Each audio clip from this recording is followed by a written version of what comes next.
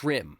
Now, I want to just explain why I don't like using a trim plugin as automation, okay? Because this to me is very important. Visual is so critical. That's why color coding is essential, you know, and I don't like to color code the whole way. I actually just like to color code here, old school style. It's the way I like to work. Some people like to run the color through the whole thing. So I just like less color in it. Now, here we go. The way we do when it comes to trim, if you were to put a trim plugin on and then automate the trim, you would have to go to this menu or whatever, and you know, you get to the words you want and you automate here. Now, yes, what people have said that allows you to still free up your volume fader, where now this isn't locked up when you do automation. That's true, but what I don't like about that is the visual aspect of it. And I don't like that I have the ability to go back very easily and check behind me. I hate looking backwards and looking behind me. So let me explain.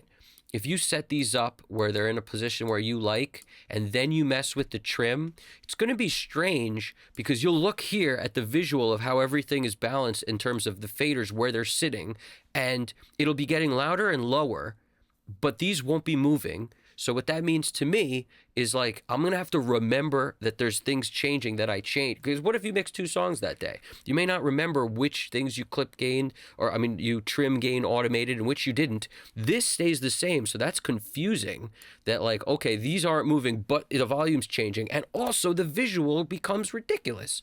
Like, in other words, horizontal lines, it's impossible to see the relationship between this track and the one below it and the one below it. Just like here, it's hard to tell where things are through horizontal lines that aren't vertical next to each other. As soon as you go here, you could this is why people love consoles in addition to the hands-on feel. It's because look at how easily you could look down and see the visual of how loud one fader is compared to another visually. This is why you should not avoid this. This is very helpful to look at this and know this is a little lower than this. There's no way to look at this and know exactly what's a little lower than something else. You're just estimating based on the middle line. Like, what? This thing compared to this, that's what you're going to tell me? This compared to that? How is that better? That's impossible. So I don't like to work like that. I'm saying some people might. I don't know why. Now, the only reason they do is so they have their volume fader free, which is something I don't like to do either, and I'll explain that, because I like to, as I explained in the last video, which I'll link to at the end, you get your balance as great as possible to the point where I have decided, even on that little 0.8 at the very end of what should be what, and I'm happy with the balance, except for a few words here and there. Maybe the guitar solo faded out a little too much on a couple notes. I need to bring it up there, and the snare hit, drummer hit the rim or something, whatever it is, right? I'm going to go in and automate that stuff. And at that point, I no longer want to mess with the balance, because if I do, that's like looking behind you. It's like it's like readjusting. It's giving yourself the ability to overthink every step. You commit to the balance you made, and you just automate the little bits, and that keeps you on a linear path forward to actually get done and not do it again and 100 times again. Because let me explain this. Who hasn't done a mix?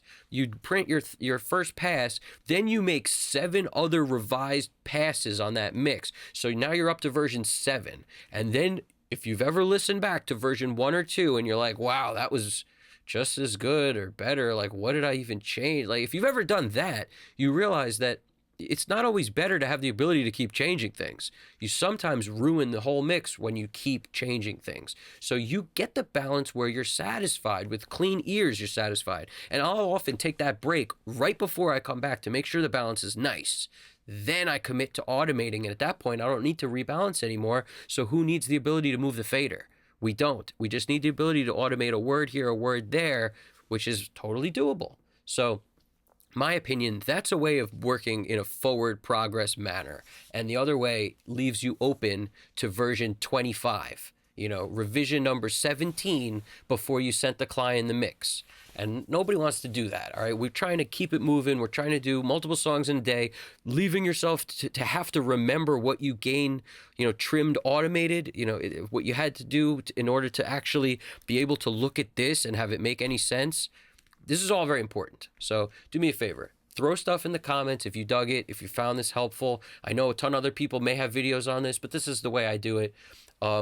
I hope you enjoyed it. Subscribe if you haven't already. My name's Evan Jaffe, Custom Cut Studios. You guys got this. Take it easy.